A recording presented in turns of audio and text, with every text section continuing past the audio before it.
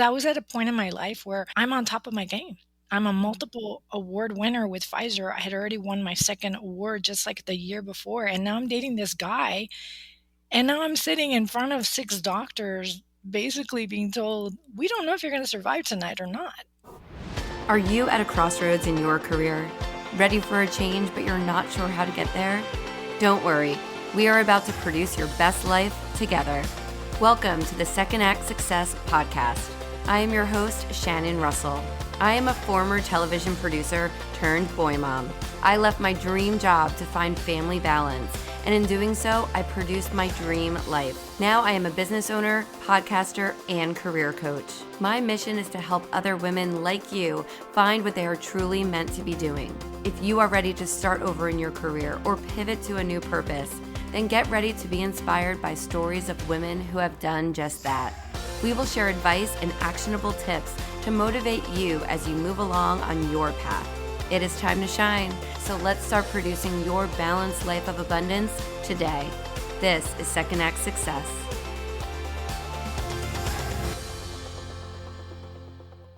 Hi, and welcome to the Second Act Success Podcast. I'm Shannon Russell.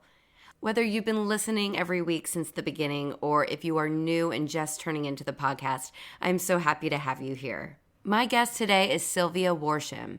She'll be here talking about how a turning point led her to an entirely new life. Sylvia was an award-winning hospital sales representative for Pfizer Pharmaceuticals for most of her career. She chose a dependable path and made great money. But one day, she was admitted to the hospital and wasn't sure she would make it through the night. It was in that moment that she felt a calling that she was meant for more. Sylvia is now a Turning Points coach, author, and keynote speaker who specializes in empowerment, sales, and leadership. I hope you get as much out of hearing Sylvia's story as I did. This is Sylvia Worsham and her Second Act Success story. Hello, Sylvia. Welcome to the podcast. Thank you so much for having me, Shannon. It's a pleasure to be here. Let's start off with you telling me about your story. I know you were very successful in the pharmaceutical world, working for Pfizer, but you were a single mom and you felt unfulfilled. So kind of talk to me about your first act. I came from a Mexican upbringing. Both parents are Mexican. And when they came to this country, my dad, as a doctor, modeled to us perfection and modeled to us achievements. And that was very important to him, and education. So there was this big push to achieve. And I think my subconscious mind just kind of took that as I got to achieve to be worthy. And that's what I did. I achieved perfectly.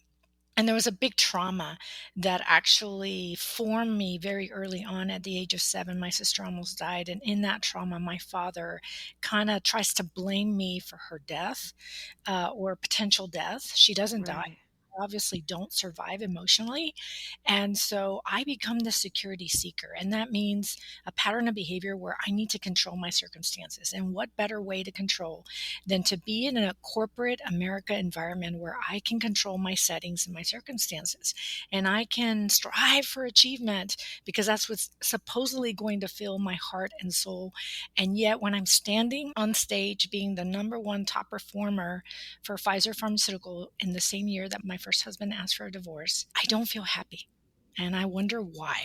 I'm just standing there like, wow, I thought that when I got there, I would find this like pot gold of happiness and joy just waiting for me. And it didn't happen. I was already a single mom. My little boy was about 4 years old, 5 years old. And I just kind of take a break from dating. I kind of went back to therapy and just tried to find myself again. Like I really wanted to understand who I was, how I got to where I was in life. And in that process, in that growth, I met my second husband and we started dating. And then I make the big mistake of taking birth control pills after the age of 35. And that's a huge thing because, being in pharmaceuticals, you talk about these medications and the long list of things that could happen to you, in the event that something bad. And I become the statistic that I had always talked about. I developed pulmonary embolisms. My mother noticed something was off. Like intuitively, she knew that I did not look physically well and still insists that I call my brother, who's a doctor. Jose, he picks up on the second ring, and I just kind of detail my symptoms. And he's like, you know what? You're like in perfect health. I was exercising 7 days a week. I was just in awesome shape. And clearly God had other plans because I end up in the hospital the next day.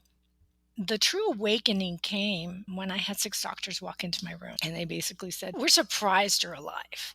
I didn't know it at the time, but I was passing through 2 blood clots through my heart that got to my left lung, and it did not kill me, which one usually kills someone. But I heard a prompting that said, "Lean forward and you should be able to breathe." And I leaned forward for those 4 hours, and the doctors, as they're in that room, are explaining to me, "This is what was happening to your body, but that's not the worst of it." They said, "You have a massive blood clot and it's putting pressure on your liver, and it's already like inflaming it so much that you're going to require a liver transplant if it manages to cut off the blood supply." And I'm sitting there like 37 years old. My little boy, luckily, somebody had picked him up already. My mom's in Yeah. the room, my boyfriend's in the room, and I'm just sitting there like stunned. I remember just feeling this need to surrender into God's arms because I knew that the doctors were hesitant I would even survive the night. In fact, they told my parents that I had about an 80% chance of dying because it was pretty morbid condition. I wasn't told that. I think psychologically they wanted to keep me, Hmm. the best shape Yeah. possible. I'll tell you something, Shannon. When I surrendered to God in that moment, I felt this peace wash over me and this acceptance of whatever waited for me in ICU. I was fully willing to accept it. And when you fully accept God's will in your life, it kind of shifts your perspective. And so that really is like the beginning of the second act, if you will, is at that moment. That is a lot to handle and to be in that really vulnerable position where you have nothing else but to surrender to God at that point, really, and just put your future in His hands. Were you a religious person prior to that? That's a good question. And I like that question. I'll tell you why. I have a very different definition of being religious versus being someone who has a relationship with Him. At that time, right after my divorce, I started having more of a relationship with Him. I wasn't going to church. So, in answer to your question, was I religious? Technically not. But I was meditating and journaling. And in my journaling practice, I would converse with Him. In fact, he Mhm. was the one that guided me to go to Houston where I met Donnie, my second husband. So I would call myself more of a faithful person because I think there's Mhm. a huge difference between faith and religion. Yep, I agree Religion is with you. more of the Yeah. structured. I mean, I go to church now, but I actually have a relationship with Him and I touch base with Him every day. So Mhm. even in that time, I was touching base with Him because had I not been, it would have been very hard, I think, to surrender and accept because I was at a point in my life where I'm on top of my game. I'm a Mhm. multiple award winner with Pfizer. I had already won my second award just like the year before. And now I'm dating this guy. And now I'm sitting in front of 6 doctors being told, "We don't know if you're going to survive tonight or not." I think something very powerful happened the very next day that really seals this question that you've asked me whether I was religious or not. We were in ICU and we don't know if the therapy they did on me worked or not. And if it hadn't, then they were going to take a much more interventional route that really was going to put my life in enormous risk. So luckily, Donnie was walking back into the room and this woman with the Catholic diocese walked in and she kind of looked at her papers and said, "Are you Sylvia?" And I said, "Yes." She goes, "Do you want to pray with me?" And I remember just thinking, yes, I actually need that support right now, that spiritual support. We formed a circle between the three of us. And halfway through Our Father, this love like enveloped the whole room. And I felt like someone was cradling me in His arms and protecting me. And I felt this peace and a knowing that I was okay. I didn't need Wow. doctors to confirm. And she leaves the room, and Donnie turns to me and says, "You felt them too, didn't you?" I couldn't even speak. I had tears running down my face. And when you have these encounters, the question of are you religious or not is so critical because there's Mhm. so many people out there that don't want to have a relationship with Him because they think religion is the same thing as having a relationship with Him. And it stops them. And if there's anything in their childhood that bothered them about religion, they close that door to that relationship.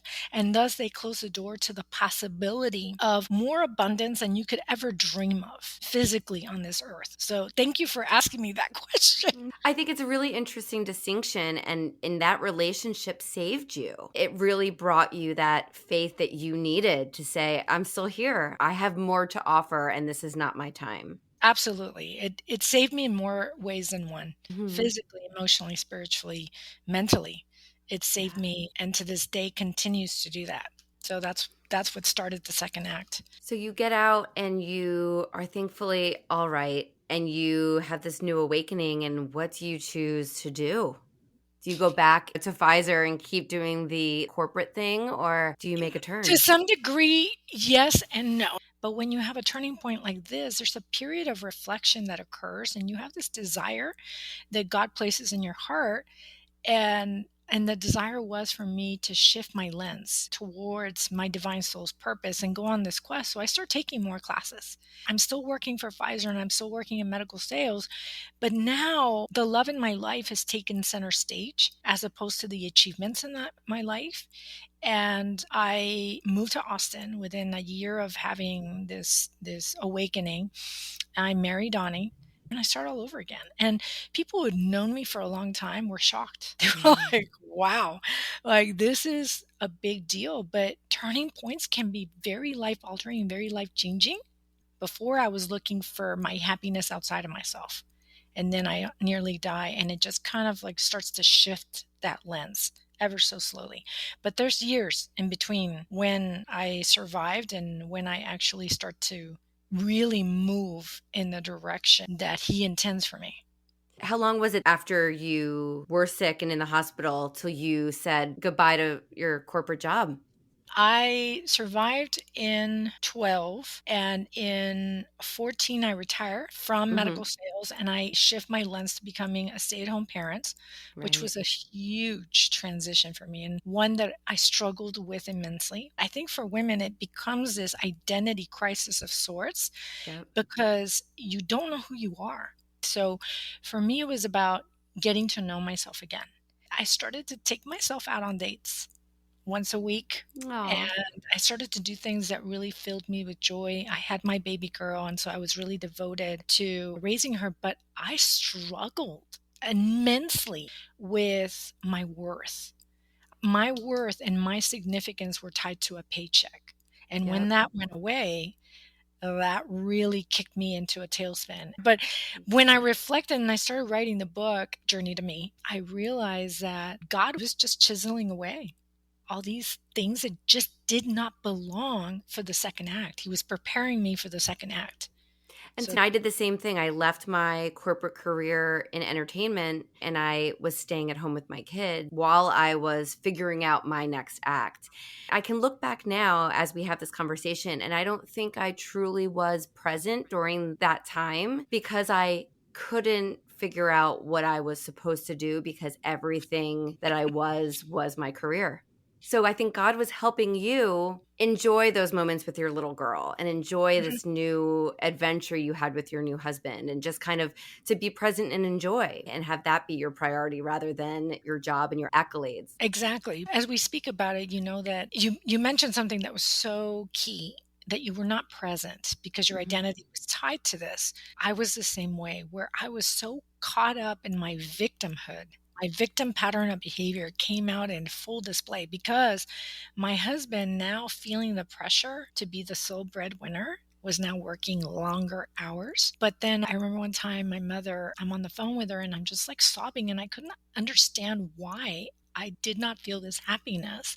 And she said, I think you need to go back to therapy, hon. And I did. I found this wonderful therapist. She specialized in female issues. And she kind of showed me through the sessions that my perfectionism was rooted in this not enoughness. And so she Mhm. starts introducing me to Brene Brown and the gifts of imperfection. And I start reading and I really start to get into this. And the more I do it, the more I'm turning inwards for those answers. And then one morning in 2017, I'm like sitting there journaling, because journaling is a big deal for me and in my coaching practice. And I hear a persistent prompting. I call them God instincts. Call Bridget, call Bridget. And Bridget had been my former mentor at the John Maxwell team. And she had asked me to be part of the team. And my perfectionist and security seeker ways prevented me from stepping out of that security of that big paycheck with Pfizer to move into my role, because I needed to have medical insurance for my boy. There was like no other focus but that. And the prompting was like super strong. So I pick up the phone and I'm like, hey, Bridget, is that opportunity still available? And she's like, absolutely.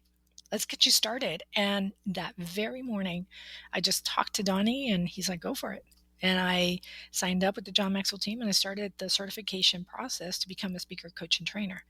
The moment I step in there and actually call and say, here's my credit card, let me start the certification process, I feel peace wash over me. So I know I'm in alignment with my soul identity.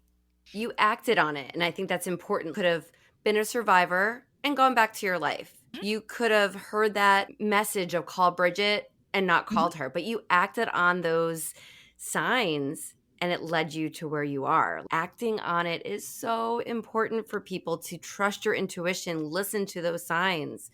And you know what? If you called Bridget and she said, I'm sorry, we don't have anything now, that would have been a sign in itself that maybe Mhm. there was something else for you to wait for. But it wasn't. Exactly. That was, wow, Yeah, so powerful.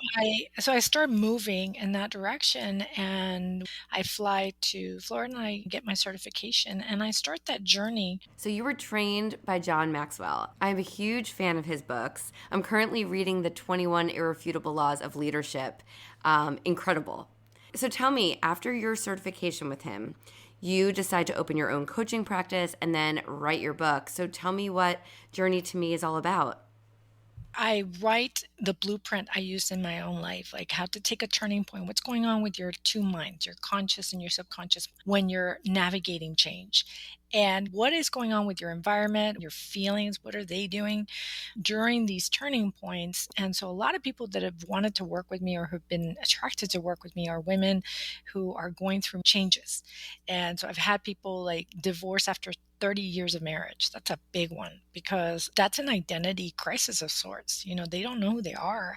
As a turning points coach, I guide them a lot on their patterns of behavior and how it shows up in their life. I'll share some different examples of like, well, this is how victim mentality shows up, and this is how security seeker. Have you seen this in your life? Where do you see this in your life? And I have them think about it, because the more they reflect, the more a lot of these things have to come up from the subconscious part to the conscious part. And then you can call them lies. A lot of my coaching practice is doing the quieting of the mind of, let's pick something that's going to help you. If they're writers, then we go with journaling. If they're not writers, then we go with meditation or with breathing exercises. And so really my coaching practice is to kind of guide them through that change in a more joyful way, because you can go the longer route and let your ego dictate, or you can then start interrupting that ego and placing new habits on board and doing it in a way that's joyful for you instead of the really painful way. So that's really what I kind of help people and just kind of show them, like, what identity are they operating from? Why are you making the choices that you're making right now? Like, what's at the root of that? And once we do pull out those weeds, now we start the real work of really shifting their lens of like, what is it that you want? What change do you want? Do you want to stay exactly where you're at because you're happy? Or do you want to start shifting in the direction of what brings you more joy and more serenity and more peace? And let's start there. Let's create this beautiful vision. And beyond the vision, now let's work on our purpose. Like, why are you doing this? Because there's going to be days that your ego is going to whisper in your ear, like, you're not enough. Why did Mm-hmm. you think you could do this? You know? And that's when your purpose is going to come into full play. And if it's not strong enough, you're going to fall right back into that ego trap and stay there where you were when that turning point occurred. Right. All And right. and so for a lot of our listeners of this podcast, they do find themselves in this kind of fork in the road where it's like, what should I do to make that change that I know I need to be happy, but I don't know how to get there? First, get very clear on what you want, because that clarity, and that's where the vision board comes into play. Hmm. Make it fun. like I really like love have, a vision board. I love a you vision know, board. and I do one every 6 months, guys, Yeah. because even as coaches, we have blind spots as well. And we Yeah. have things that, I mean, we're not perfect. We're human beings, right? Maybe a turning point happened or they're just about at that turning point. What would Mhm. you suggest to them if they're sitting here at that fork in the road and they're not sure what to do? I love doing the vision boards because our vision changes. As we grow and become different people, our vision will always change. And that's beautiful. It is And that's what beautiful. it's meant to happen. So do it in 4 pillars of your life, or if you want 5, depends, right? So you want to look at your mindset. Where's your mindset right now? Where do you want it to be? Do you want to be a more positive person? Are you a negative person? Relationships. What do you want your relationship with yourself and with others? That's really, that pillar. Then you've got to look at your health. And there's different sides of health. It's not just the physical health. When we were kids, it was always physical health.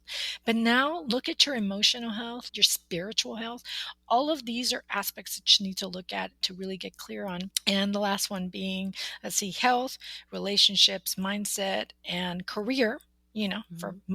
us women that want a second act, get very clear on what it is that you want. And you know what, guys? You have always known what you wanted. You've just been too scared. You've allowed fear to keep you in your safety zone. And now it's time to step out of there because you get one life. You get one Yes. shot at this, you know? And I don't know about any of you out there, but I don't want to get to the end of my life and say, I wish I had. But didn't. I want to get to the end and say, wow, what an awesome life I led. I did everything that my heart desired to do. And I was so Mhm. joyful and I was so happy. And I left a legacy for my children to enjoy after I'm gone. And that's what I wanted. So make a vision board if you find yourself at a crossroads and seek help. Don't do Mhm. this alone because, alone sucks. Yeah. Don't do it alone. When I lost my baby between my daughter and my son, right after my health crisis, I had a miscarriage. Oh, I'm And our sorry. OB, oh, that's okay. That's okay. If it weren't for that miscarriage, Vivi wouldn't be alive. So, there's Mhm. always reasons behind stuff. And I remember our OBGYN said, why are you guys suffering alone? Like, no. Next time you get pregnant, and you will, tell people about it. So if you go through another heartache, you're not there by yourself. So Wow. any crossroads you're facing, make sure your environment is inspiring, that these Right. people that surround you empower you to Mhm. be the best version of you. So vision board, get clear, get very clear so that your mind has a GPS tracking way to get there, and make sure that you have the support system there to help you during that change. Whatever it is, you could have lost a slam dunk at your company and you're devastated. You could have lost a baby. You could have lost a loved one. There's lots of changes, people retiring. Those are big changes, but change, there's so much wisdom, and it's such an opportunity to really shift your lens towards what you really want in life. So use it for that. And find like-minded people. I feel like nowadays there's so many online communities that you can search through Facebook and other avenues where you can find like-minded people. They might be strangers, but they've been where you've been or they're going through the same thing. You want to surround yourself with people who go, this is amazing, Sylvia. You are going on this new adventure. And like you said, we have one life. So find people that can help you live that path that you want. Exactly. And the last thing, and that is really the most important thing, is turn inward. Listen to your intuition. There's different ways of doing this, but just quiet the mind to where you can hear the promptings as they come to you. And more importantly, like we've discussed, act on them. Mhm. Act on them, have faith and confidence that life is happening in your favor and not to you. Hey, it's Shannon. I am just popping in to let you know that the waitlist for my next session of the Second Act Accelerator course is now open. Join the waitlist at secondactsuccess.co/waitlist. This course is for career professionals ready to pivot to a new purpose. I will help you narrow down those career change ideas that have been swirling around in your head using my second act strategy. By the end of the program, you will have an action plan on how to get to that next career goal. Join like-minded individuals in our private community group. Plus, you will have access to weekly group coaching, live workshops, expert guests, and one-on-one coaching with me.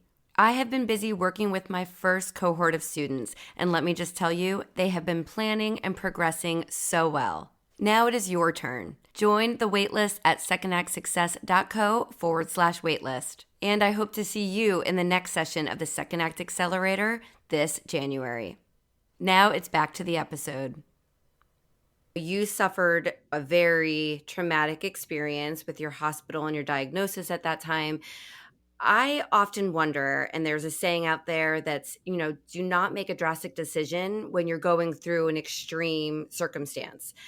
Do you agree with that? Because you do deal with so many people in turning points. Like, if you have postpartum depression, should you not make a big decision during that period? What are your thoughts on that? There is a period of reflection, and that is part of the blueprint that I share in the book, Journey to Me. So when that turning point occurs, your subconscious mind is operating on past programming. If your past programming is very destructive, that's what you're going to be like automatically getting triggered to do. Okay. If you're going through something like depression that's very dangerous for you, that's the time to seek medical help and therapy help to guide you during that stage that where your feelings are very raw and real. And then once you clear that feeling out, once you really get to the root, and that's where a therapist or a coach can really help you, that's when you really want to turn inward, and that's when you start to move in the direction of how God, universe, energy is prompting you to do. That's excellent advice, because I feel like your emotions can get so hot that you follow them when maybe you should just take a breath first. Talk to me about your book then. You've mentioned it a couple times, but we haven't chatted about it yet. So you wrote Journey to Me.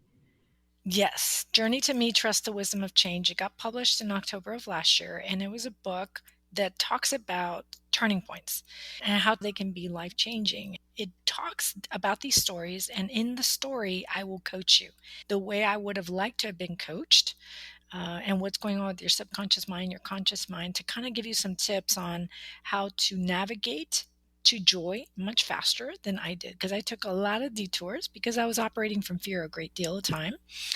It's a book that gives you a blueprint on how to use these turning points and turn them in the direction of your soul identity and really kind of clear the outside noise. Really quiet your mind and turn inward, and how to use these promptings to step with confidence into the change, because the change is there to teach us certain lessons. And when we reflect on our life, like I did with Journey to Me, I saw these lessons. In each chapter, I'm talking about a certain lesson. And in the middle of the chapter and at the end, I have coaching tips, traps, Wow. and then I have meditation and prayer prompts, right? Like scripture, to kind of showcase these lessons learned, a little bit of scripture, but I also have journaling prompts. So it kind of includes a workbook inside the book. It's meant for you to just kind of slowly take it and see where, how it can help you change, shift your lens, basically. There's a lot of mindset coaching tips in the book, but I also talk a lot about how patterns of behavior really come into self-sabotage and give you some clear indications how they showed up in my life, how they could potentially show up in yours. It was such a therapeutic way for me to kind of heal myself, but I also aim to heal others, because I was prompted to share it, even though some of these are the most intimate turning points of my life that I'm sharing with other people. But I was basically told, this is not your story to keep, this is your story to share with others, to help them journey through change joyfully. It was therapy for you and teaching these amazing resources to others. What a way of serving. That's really great. So where can we get the book? Where can my listeners find it if they'd like to? Well, if they want an autographed copy, they can email me directly and just put autographed copy on there, and I'll send them a square invoice for it. Otherwise, if they don't want one, they can go to Amazon. It's available on Amazon, Journey to Me, Trust the Wisdom of Change. It's also available anywhere online, Barnes and Nobles, any of these major independent bookstores. It's Sylvia Worsham, Journey to Me, Trust the Wisdom of Change. Sylvia, would you have ever thought back in your days at Pfizer that you would have switched from that corporate sales job to being a turning points life coach and an author? No, because the golden shackles that I used to call the pharmaceutical world of corporate America, they shackle you into believing that you can't leave them because of the money and wealth that you have with them and the security and certainty. But guys, that's just an illusion. that they create for us. And Mm-hmm. while some companies are really good to work for, not all of them are great to work for. Because ever since I was a little girl, I wanted to write. And everybody always told me I Oh. was a good writer, but I always kind of kept it. And he had been prompting me since 2007. And I had been putting it off because I was a perfectionist Mm-hmm. and and I was afraid of failing. At the end, I actually saw myself the way that God saw me. And it's a completely different Sylvia than the one that started off in the first act. So afraid of life, so afraid of failing, such a perfectionist, achiever. And I mean, there were some beautiful moments in that act. I'm not going to deny it. But for the most part, this second act has been so rewarding in different ways. Like Mm-hmm. my joy, pause and I soak in these moments, and they're so small, but they just fill my cup so immensely. And I don't have to like work myself to death to get there. And it's that easy, guys. And I never thought it was going to be that easy. The Sylvia before would have been like, oh no, I have to work and sacrifice. Well, tell me about a lesson that you learned on your journey that maybe our listeners need to hear right now. If they take one thing away from listening to you on this podcast, what should that advice be? Self love was really the last lesson I learned, and that's the most important one. From that space is what a lot of your choices come from in your career, in your relationships, in your health. If you don't love yourself and you don't practice self love or self care, it's going to be a longer detour to get there Mm, at wherever there is for you. To me, there is no there. There's always, right. growth happening. Yep. Right? It's a continual journey. It doesn't end. It ends when you die. But what matters is between when you were born and you died, that line in between, that's what we're going through right now. And Right. that's the journey of life, journey to us, like to the person I was created to be. I'm sure you shed a lot of tears in writing and talking about the past as well, but just the feeling that you described earlier of when you left Pfizer, that feeling of relief. And I Hmm. just feel like you probably had that same feeling of relief when the book was done and out into the world because now you could breathe, you accomplished this goal, and you are in a place of joy Hmm. and you're open to what is next. And to know that you're sharing this with others and helping them find their place of joy and where they need to be. To me, that's what brings me immense joy right there, Hmm. is helping someone who I can see clearly is struggling like I once did. I didn't want them to go by themselves like Hmm. I did. I chose to do this alone a lot. I didn't share it with a lot of people because I thought I had to do it alone to Yeah. earn the right to be joyful. I mean, it's so ridiculous. Yep. But when I see it in others and I help them, and then I have like my little corner of like the gifts I've received from them over the years of like, thank you so much. You've really helped me see the best version of me, and kind of look at that and I remind myself this is why you stepped confidently into that change and why you continue to do it today. And because of that joy, and there's nothing that compares to it. I mean, like Pfizer winning that award, I got to tell you, when I got thank you cards from second graders the other day, because I'd been in their classroom to kind of teach them about their big feelings, I got these beautiful thank you cards, and I wept tears of joy at my car. I just sat there and I was like, I'm impacting young lives, beautiful lives that are going to be the leaders of our world at some point. Yeah. So if we can help another human being be the best version of them, I mean, we all win. So, Yeah. I bet you those kids took what you said home. Maybe they told a sibling or they told their parents, but they're going to keep that inside. And that is so priceless. And yes. wow, I relate to so much of what you've gone through and what you've said, and just in different ways on my own path. I feel like you have so much to offer our listeners, and they're going to get so much out of this. One last thing I wanted to say is that all of you have a light inside of you, a particular set of skills and gifts that this world needs. I mean, we need you. We need you to be the most empowered you can be for your kids' sake, for yourselves, and for humanity. I really believe in you, and I believe in your story of empowerment. And use change, use your second act to really step in there with joy, with confidence and faith that life is happening in your favor. And if our listeners want to reach out to you for some coaching or some support, how can they find you? All social media channels under Sylvia Worsham. So LinkedIn would be the best way to find me, but I'm also available on Instagram, and you can private message me, and I can leave you my email and they can email me directly. I have a webpage, but in all honesty, my landing page is LinkedIn. But if you want to check out my webpage, it's sylviaworsham.com. But I'm everywhere. I'm really available for anyone who wants to reach out and ask any questions of anything we've discussed today. If there's any clarification I can provide for any of you listening, I'd be more than happy to do that. What about one piece of advice that you would give someone who's starting their second act today? Enjoy those pockets of joy in the journey, because your life, it's going to happen. You will be acting and turning inwards and acting on those promptings, but joy, enjoy it. Enjoy that ride and that journey. The more you can, the better, because that's what's going to keep you on that journey of self-discovery, more so because you're enjoying it.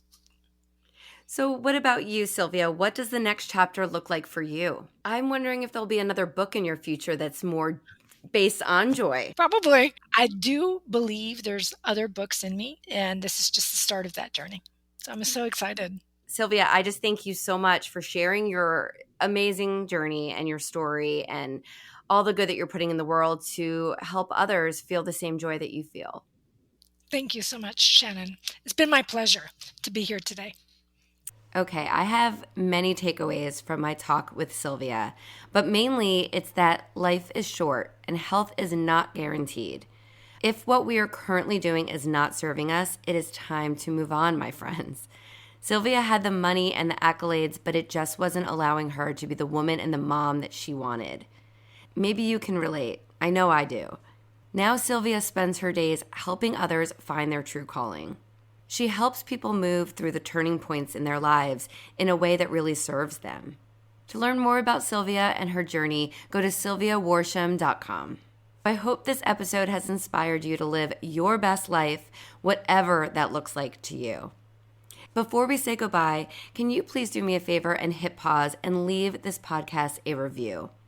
My goal is to reach as many people as I can so that every person feels empowered to find success in their second act. Thank you for listening, my friend. I will be back again next time for another episode, more career advice, and more inspiration just for you. Thank you for joining us. I hope you found some gems of inspiration and some takeaways to help you on your path to second act success. To view show notes from this episode, visit secondactsuccess.co. Before you go, don't forget to subscribe to the podcast so you don't miss a single episode. Reviews only take a few moments, and they really do mean so much. Thank you again for listening. I'm Shannon Russell, and this is Second Act Success.